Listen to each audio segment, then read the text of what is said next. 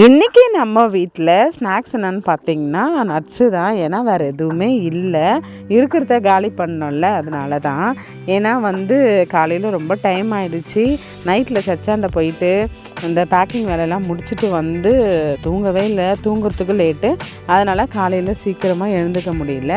காலையில் பிரிஞ்சு தான் செஞ்சுருந்தேன். பீன்ஸ் இல்லை, அப்புறம் சுண்டல் ஊற வைக்கல, எதுவுமே கிடையாது. வெறும் கேரட் போட்டு பீன்ஸு, அரிசியுமே காலி ஆகிடுச்சு. அதனால் டிஃபன் எதுவுமே செய்யலை.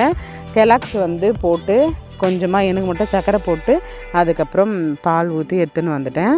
அதுக்கப்புறம் அண்ணன் பசங்களை இப்படிலாம் கூட பார்க்க முடியுமா? அதுவும் சொந்த அண்ணன் கிடையாது, பெரியப்பா சித்தப்பா பசங்களோட அண்ணன் பசங்களை கூட இப்படிலாம் பார்க்க முடியுமான்ட்டு நான் பார்த்து வியந்த ஒரு ஆள் தான் எங்கள் அத்தை. அவங்க பேர் குண்டுமல்லி. அவங்க பேருக்கு ஏற்ற மாதிரி அவங்க மனசும் சரி, அவங்க முகமும் சரி ரொம்ப அழகாக இருப்பாங்க. எங்கள் அத்தை நாங்கள் நிறைய நாள் அவங்க வீட்டில் போயிட்டு தங்கியிருக்கிறோம், தூங்கியிருக்கிறோம், ஜாலியாக இருக்கோம். எங்கள் மாமாவும் அத்தையும் அங்கே போனோன்னா எல்லாேருக்கும் அவ்வளோ ஹாப்பியாக ஆகிடும். எங்கள் அத்தை பேரே குண்டுமல்லி. ரொம்ப சூப்பர் கேரக்டர். அவங்க இன்றைக்கி என்ன எதுக்காக அவங்கள நான் சொல்கிறேன்னா, எங்கள் அம்மா இன்றைக்கி ஸ்கூலாண்ட வந்தாங்க. அட்டனன்ஸை சைன் பண்ணிவிட்டு கீழே வீட்டுக்கு வரத்தர அம்மான்றாங்க. எங்கடா அம்மா வாய்ஸ் கேட்குதுன்னு திரும்பி பார்த்தா அம்மா. காலையிலேயே நான் அத்தை வீட்டுக்கு வந்துட்டேன், அத்தை உன்னை பார்க்க போகிறேன்னு சொன்னதும் ஸ்நாக்ஸ்லாம் கொடுத்தாங்கன்னு சொன்னாங்க. அதை தான் இப்போ அவங்க கூட நான் காட்டின்னு இருக்கேன். சுண்டல் காலி ஆகிடுச்சு. ஸ்கூலு முடிச்சுட்டு இதை கொடுத்ததும் எல்லாரும் பெட்டு மேலே உட்காந்து காலி பண்ணியாச்சு. ஒரே ஹாப்பி தான்.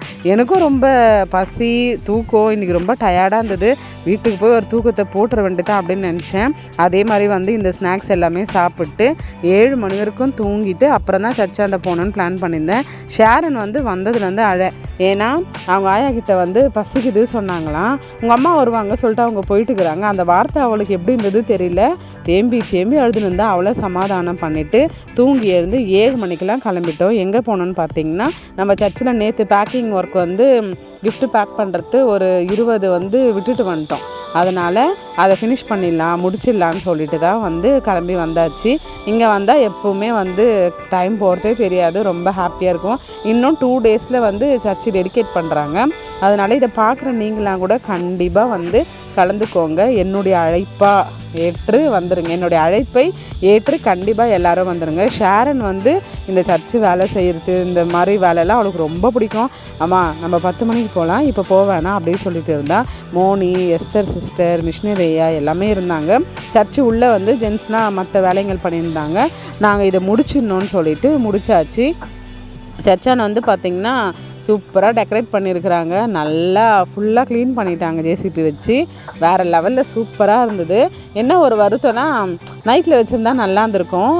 பிரதிஷ்டை, இறை ஒப்படைப்பு, இந்த லைட்ஸ்லாம் சூப்பராக இருந்திருக்கும்.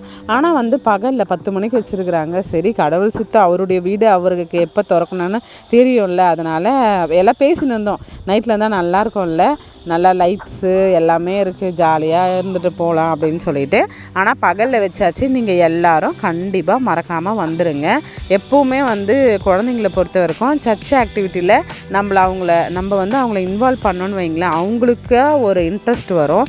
Thank you to all. மறக்காமல் சப்ஸ்கிரைப் பண்ணுங்கள். வேலை முடிஞ்சிச்சு.